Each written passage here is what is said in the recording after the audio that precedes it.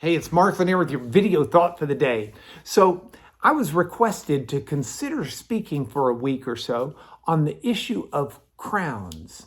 I thought that's a great thing to do, so that's what we're going to do this week.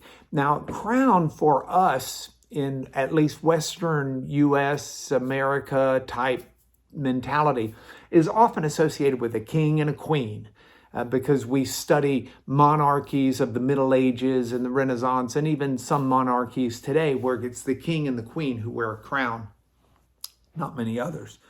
And so we have that association. Well, it's not a good biblical association. Because while on occasion you'll find in the Bible a king or a queen wearing a crown, especially in the Semitic cultures of the Old Testament, that's not the main usage of the crown back in antiquity, biblical antiquity at least.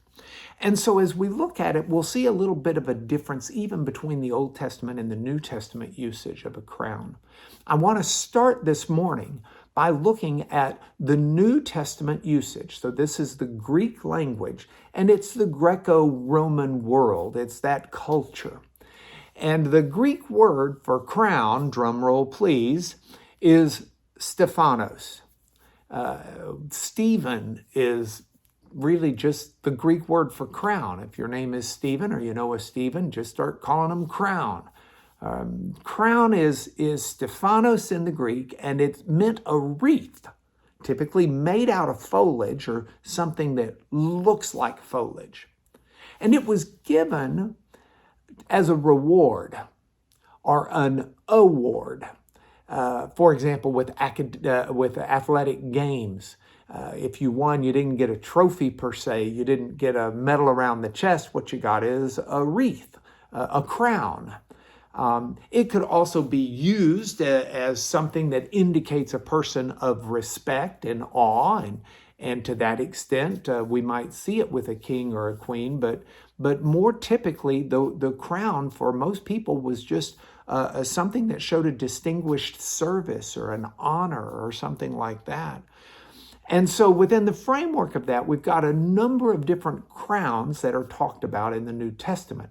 And I want to talk about one today from James chapter 1, verse 12. Now, the James who wrote this is the brother of Jesus, and younger brother, obviously. And while he didn't seem to care too much for the ministry of Jesus according to the Gospels before the resurrection, he clearly did after the resurrection. You see your brother back from the dead, and it can change your perspectives on things. But anyway, Jesus, who was famous for teaching the Beatitudes, blessed are the meek, blessed is those who hunger and thirst for righteousness, those types of things. Not surprisingly, his brother, in his writing, has some beatitudes as well, some blessings, and this is one of them.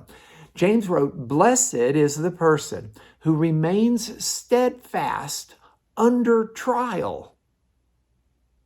For when he or she has stood the test," not test like God's seeing if you'll pass or fail, but more test like you test metal. It's to check the integrity of it. When he has stood the test, he or she will receive the crown of life, which God has promised to those who love him. Now, this is interesting. James doesn't tell us what kind of trial. It could be physical health. It could be financial ruin. It could be or stress. It could be the stress of a family relationship. It might be the loss of a death of a loved one. It might be social pressures. Whatever the trials are, when we remain steadfast, we have a blessing. Makarios, the word for blessing, means, it can mean happy, but within the context of this, not all the time when you're going through tests are you happy in that common sense of yeehaw. So it's more of a deep, abiding happiness or joy. So blessed is the person who's steadfast under trial because they'll receive an award. There is something that comes at the end.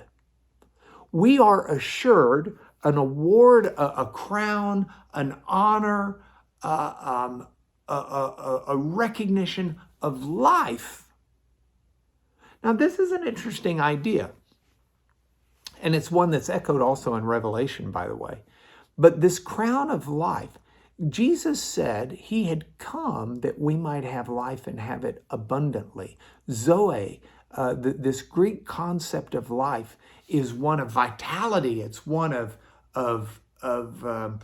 thriving. It's one of not simply existing, but grabbing the day, grabbing the season. And that's what James is telling us. When we can remain steadfast and trust upon God and make it through trials without losing our faith, there is an award, a reward for us. We get a life that's unlike anybody else's. So if you're going through stress right now and you're going through trials and you're going through tribulations, get one foot in front of the other. Keep praying before God. Just keep trusting God. Walk through it as godly and holy as you can. And know on the other side is a reward that will give you a blessed life like none other. More crowns tomorrow, but that's your video thought for the day.